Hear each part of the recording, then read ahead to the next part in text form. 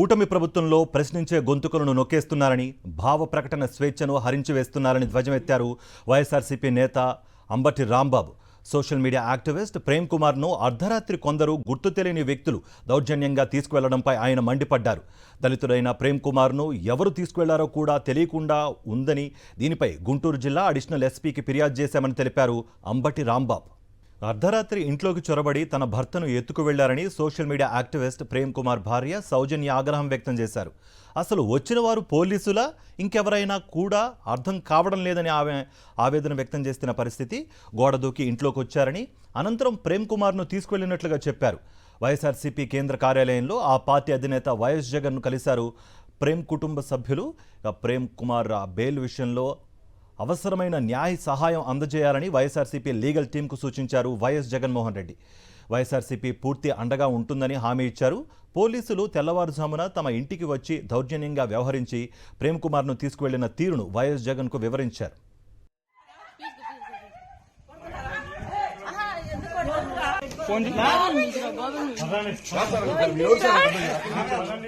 అర్ధరాత్రి 3 గంటలకి main door బాగా గట్టిగా కొట్టారన్న. ఎవరో ఏంటో అనుకుని మేము కంగారు పడి డోర్ తీసాము. డోర్ తీసేసరికి ఇల్లంతా చీకటిగా ఉంది. చీకటిగా ఉంటే ఒక మనిషి వచ్చి అమ్మ ప్రేమ ఉన్నారా అని అడిగారు. ఉన్నారండి, పిలవండి అన్నారు. పిలిచి వచ్చేలోపు బయటకు వచ్చారు. అతను ఎదురుగా ఒక అతను కిటికీలో నుంచి చూస్తున్నాడు. ఇటు పక్కన ఒక్కసారి 4 వచ్చేసారు. ఇంకా బయటకు వచ్చేలోపు 4 కలిసి అతన్ని తీసుకుని వెళ్ళిపోయి గేటుకు అప్పటికి తాళం వేసి ఫస్ట్ గోడ దూకి వచ్చారు. తర్వాత గేటు తాళం పగలగొట్టుకొని అతన్ని పిల్లలు 2 అడ్డుపడుతున్నా కూడా, లుంగీ మీదే బట్టలు కూడా చేంజ్ చేసుకుంటా అన్నా కూడా ఒప్పుకోలేదు. అప్పటిని మెడబట్టుకొని తీసుకెళ్లిపోయారన్న. ఎవరన్నా ఏం చెప్పలేదు. మీరు ఎవరు సార్ అని ఏమి చెప్పలేదు. అసలు ఏమి చెప్పలేదు మాకు. ఎవరని ఇప్పుడు దాకా కంగారు పడుతున్నా, ఎక్కడికి తీసుకెళ్లారో కూడా మాకు ఇంతవరకు ఆచూకీ తెలియలేదన్న.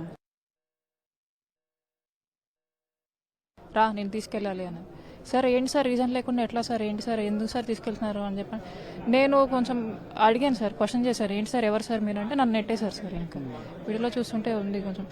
ఎవరు సార్ మీరు చెప్పండి సార్, ఎవరు సార్ ఎందుకు తీసుకెళ్తున్నారు, రీజన్ లేకుండా మా డాడీని ఎందుకు తీసుకెళ్తున్నారు చెప్పండి సార్ చెప్పండి. అడిగాను సార్, మీరు అసలు పోలీసులో లేదంటే ఎవరండి, అసలు ఏంటి మీకు మీద నమ్మకం, అసలు ఏంటి ఎవరు మీరు అని చెప్పినట్టు. మేము ఎవరైతే మీకు ఎందుకు అమ్మా, మేము ఎవరైతే మీకు ఎందుకు. అట్లాగే సార్ మెడ పట్టుకొని లాక్కెళ్ళారు. మీరు ముందర పదండి, మెడ పట్టుకొని లాక్కెళ్ళారు సార్.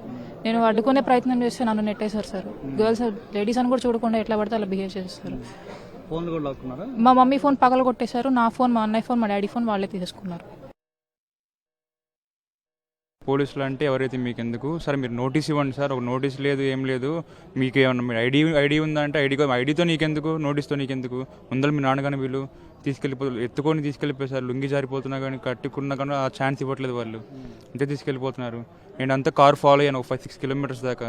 లేదా స్పీడ్కి వెళ్ళిపోతున్నారు. మినిమం 100 పైన వెళ్ళిపోతున్నారు. కానీ వాళ్ళు first Arundelpet, LADS centre, Lakshmipuram, మళ్ళీ గుర్జనగూడెం నుంచి నవంబర్ నుంచి అటు మళ్ళీ క్రాస్ అయిపోయారు.